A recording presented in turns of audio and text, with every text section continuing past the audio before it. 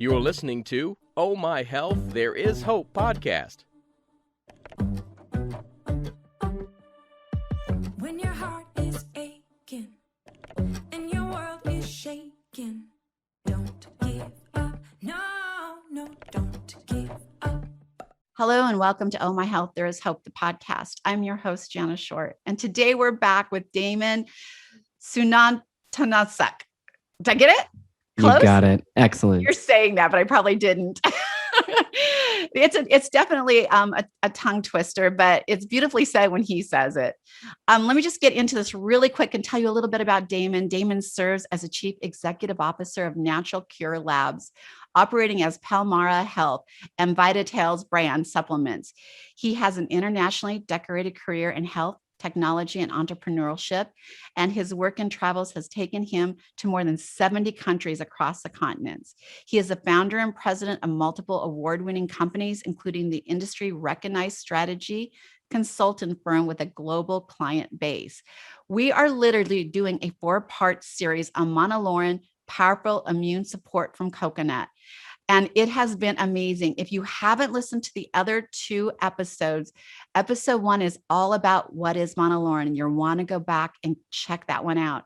And then the second episode is on Monolaurin, use and dosing. These are short little bite-sized 15-minute episodes that we're airing, 2 on one Saturday, 2 on the following Saturday, so that you can get educated more on what Monolaurin is and how it can best serve you and your family.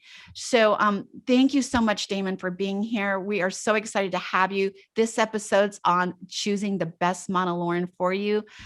I'm glad you're here.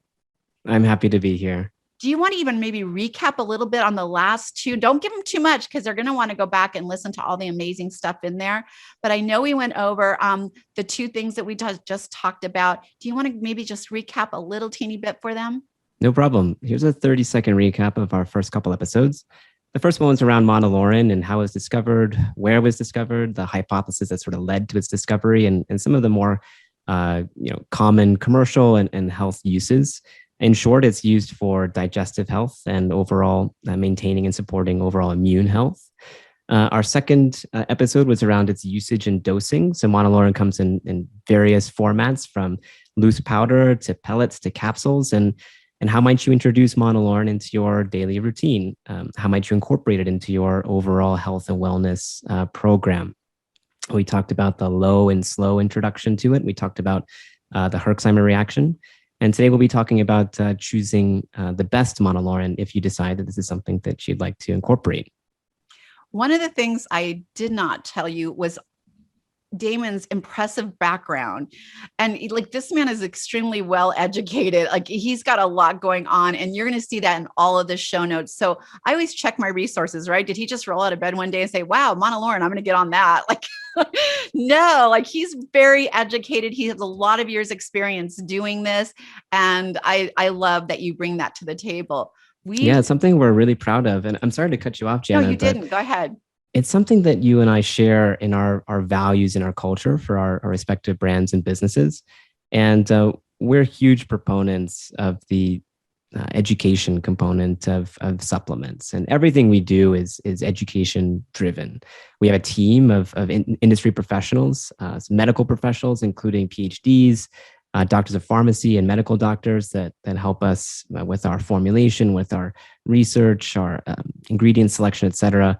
And, I hope that one thing that comes out of these episodes is that we're not here to promote or push a particular product or sale, but it's really around education and gathering the insights and knowledge for individuals to make, personal wellness decisions.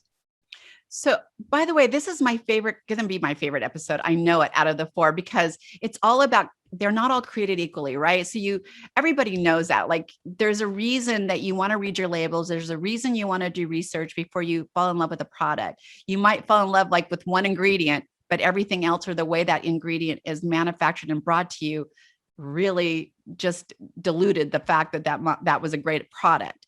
Right. So I want to talk about, they're not all created equal. What does that mean? That's right. So, there are many if you walk down the aisle of any grocery store or drugstore, you'll be presented with an enormous number of choices and options when it comes to dietary supplements. And sometimes people are seduced by a label or a brand without fully appreciating or understanding what might be behind that label or that brand.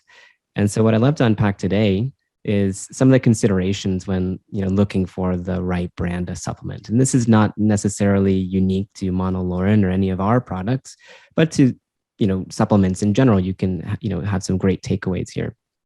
But let's talk about Monolaurin.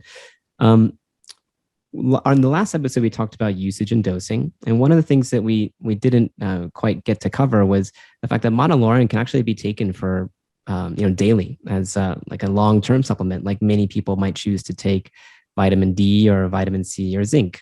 It can support an immune system, as a daily driver, if you will. And if you're going to be putting something in your body every day, you want to make sure that it's going to be a clean label and not full of any synthetic additives or artificial ingredients. So when considering Monolaurin specifically, the first thing you might want to consider is its source, right?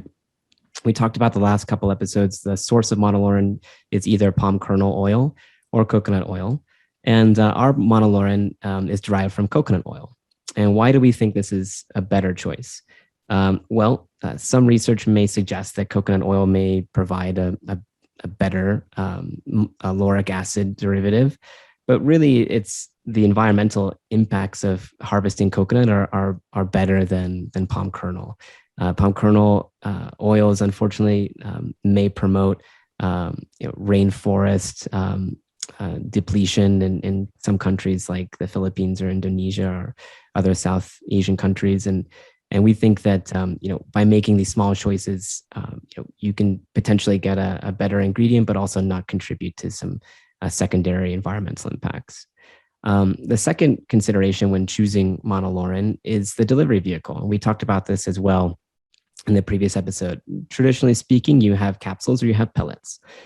We've deliberately chosen capsules because we love the bioavailability of capsules. We love the convenience, and we love the clear measurement of capsules versus pellets. But capsules can come in be made with animal products like animal gelatin, or it could be made with plant-based products, plant fibers that traditionally come from harvested pine trees in the continental U.S. So we use vegetarian plant capsules for ours. The third consideration when looking at selecting a Monolaurin specifically is its dosage size. Everyone responds to supplements in a different way. We talked about that as well in the last episode. Depending on your own personal health needs, you may require more or less Monolaurin, and you might want to look for a capsule weight that aligns best with your dosing. When you start looking at things that are ubiquitous across supplements and selecting the right supplement, there's an industry term which is called an excipient. It's also known as a flow agent. So if you think about high-speed encapsulation equipment, you're really filling these very small capsules at a very, very high rate of speed, and you really need what's basically a lubricant to ensure uniform fill across all capsules. So if the label says 600 milligrams per capsule, you want to ensure that it has indeed 600 milligrams of a product in that capsule. And the way to do that is through an excipient, this flow agent or this lubricant. And the most common excipients, if you were to turn your bottle around and look at the back, are things like magnesium stearate or silica or other synthetic or artificial flow agents. And we choose to not use those flow agents because some research suggests that it could either irritate the digestive system of the person taking the product, or it may slow the absorption of the product. So instead, we use organic rice powder for our excipient. And that's something that you'll find when you look at the other ingredients section of the label of a product. Another thing that you might consider is, are there any additives to your product in addition to the excipient, right? So combination products are very popular, but we find that sort of the purity is one of the beautiful things of the product line that we've manufactured. So when our products only have 3 ingredients. It's the vegetarian capsule, the rice powder excipient, and then the principal ingredient, right? And that allows a little bit more flexibility as a user when selecting, how to take and when to take your products. You can't unpack a product once it's been filled inside a capsule. So we prefer just the clean, pure format, and that's what we choose to offer. Last couple of things that people might consider when selecting a product are, the quality and safety protocols that the company has instituted. So, there are 2 major things that you might look for when assessing a manufacturing facility. One is that, is it FDA registered? So by law, you need to be registered with the FDA if you're going to create dietary supplements. And secondarily, do you follow any good manufacturing process guidelines, GMP guidelines? And a lot of authoritative bodies will issue GMP certificates, but just like the product itself, not all GMP certificates are sort of created equal, right? So the more respected authoritative bodies are like UL or NSF. These are global companies that are very rigorous and require a lot of compliance in order to receive their certification. So all of our manufacturing facilities are NSF or USL GMP certified. And the way to figure that out, like a lot of times it won't be on the bottle. You'll have to go to the website and sort of look at the manufacturer's about us or trust and compliance and safety section. But that's a pretty important consideration. Another one might be, does the company adhere to laboratory testing protocols? So, you want to make sure that the product is what it says it is, from a assay standpoint. So like if the product says it's elderberry, is it truly elderberry? But also you want to make sure that it's free of any contaminants. So, heavy metals or microbials are important to rule out when providing a safe and transparent product. All of the third-party laboratories. So we test our products 3 times. Once when the raw ingredient comes in, and we test it to ensure that it is what it says it is. Once when it rolls off the manufacturing line, we test it to ensure that everything is staying conformant with our specification. And then the third time we test is we send it to a third-party, unbiased, accredited laboratory which has an ISO 17025 accreditation. ISO 17025 is the industry standard for accrediting different testing protocols, and we send all of our products there to ensure that they are what they say they are. And the third thing that may not be as obvious are some like packaging specifications and subtleties, right? So is your product packaged correctly and in a safe manner? Does it have a double seal? So does it have a foil inner seal and an outer neckband? Does it contain cotton or rayon to fill the void? So these products are shipped all over the world. So you want to prevent settling or damaging of the contents. So adding cotton can help with that. Does it have a desiccant, which absorbs moisture and odors? It may sound silly, but desiccants are something that costs extra money, and getting a natural alternative desiccant is probably more desirable than a chemical one. So, take a peek inside the bottle and see if your products are coming with some of these nicer touches. And if they are, it's probably a quality product that has, some thoughtful, touches that go into producing it. So by the way, I didn't even know about half of that stuff, especially with the packaging. Tell us just a little bit, because I have 2 really important questions for you. One, tell us a little bit about how your product is packaged. I know you do third-party testing. It's something I always look for in any product I'm using, because it's just great to have somebody outside say, yes, I agree, this is what you're getting. And so tell us a little bit how you have packaged your product and where you're resourcing it from. Yeah. So in regards to packaging, we follow all the guidelines that we just mentioned. Our packaging is done in a GMP certified facility. We use recyclable plastic bottles with the double seals, the heat foil seal inside the cap, and the sealed for your protection printed neck bands on the outside.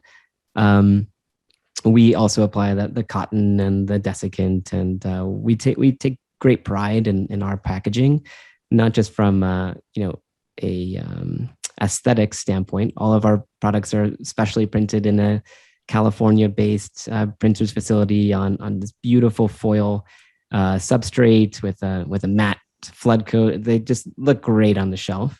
But we also take into account like some of the other less noticeable elements, like providing the right support for the product to ensure it survives its journey to its final destination, which is the customer. With regard to your question around where do we source, all of our manufacturing facilities, we have 4, are in the United States, in New York, New Jersey, Colorado, and California. And we source US-based ingredients where possible. Some ingredients simply cannot be sourced in the United States, like Asian ginseng has to come from Korea or other Asian countries. But when we can, we source from the US. We manufacture in the US, we hire in the US. And so we take great pride in creating very quality products that are made here in the United States. I love that. This is definitely a mission-based company, which makes me, they're sustainable. They are caring about where they're pulling in their resources from and that they're giving back. So I love that. My other question isn't really about all of this, but I keep forgetting to ask it. And I think it's super important. Is this product something that you would recommend or that is safe for children? Because like the first thing I want is when something's this good is to like make sure all my grandkids are using it and they're growing up with the, support in their immune system and all the things that they need that we're not necessarily getting in our foods anymore. And I just don't know if this is it good for kids? Is it safe? That's a great question. There's a couple ways to respond to that.